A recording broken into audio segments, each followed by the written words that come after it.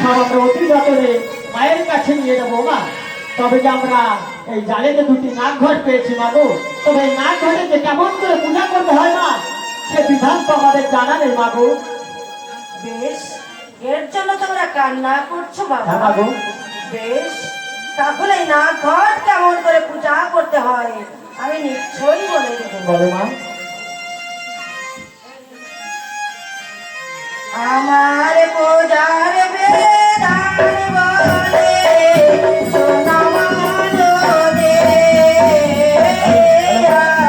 আমার পূজার বিধান বলি সোনা মানো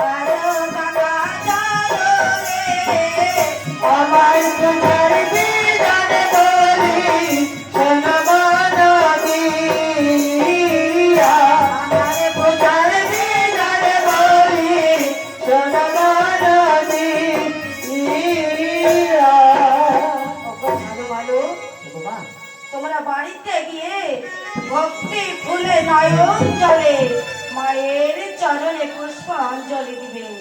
আর যখন তোমরা মায়ের পূজায় বসবে, জয় মা বিশ্ব হরি, জয় মা বিশ্ব হরি, জয় মা বিশ্ব হরি বলে ডাকলে আমি নিজেই এসে তোমাদের ঘটে আমরা দুটি ভাই বাচ্চা মেরে খাই মাগো, আমাদের যে টাকা করে কিছুই নাই মাগো, তবে কেমন করে করবো তোমার ওই মনসা পূজা মাগো? তোমরা নগর মাঝে গিয়ে বলবে আমরা দুটি ভাই মাছ মেরে খাই, তোমরা যদি করি না দাও তাহলে যে মায়ের পূজা প্রচারণ হবে না, তাহলে আমার নাম বললে সকলেই তোমাদের করিদান করবে। সেই করি নিয়ে বাজার থেকে সুন্দর সুন্দর জিনিস এনে আমার পূজা করবে বাবা। বেশ মাগো, তাই হবে মা। তোকে আশীর্বাদ মাথায় রেখে ওই নগর মাথায় মা ভিক্ষা করতে ফিরে এসে তোমার পূজার আয়োজন করে আমি তোমার পূজা করবো মাগো। বেশ,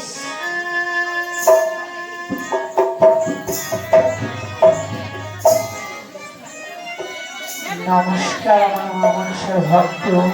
তোমার আজ যদি মা মনসাকে পূজা করতে হয়, তারে তারে ভিক্ষা করে যদি মাকে পূজা করা হয়, তাহলে যে মাতার মনোবাদ পূজা করে মাগো। তাই আজ ছাড় মারো নগর হয়ে ভিক্ষা করি। আজ দেবী মা মনসাকে পূজা করবে মা, তাই যার কাছে আছে ভিক্ষা সে দেবে ভিক্ষা, সেই ভিক্ষা নিয়ে আজ ছাড়ো আর মনসার পূজা করবে।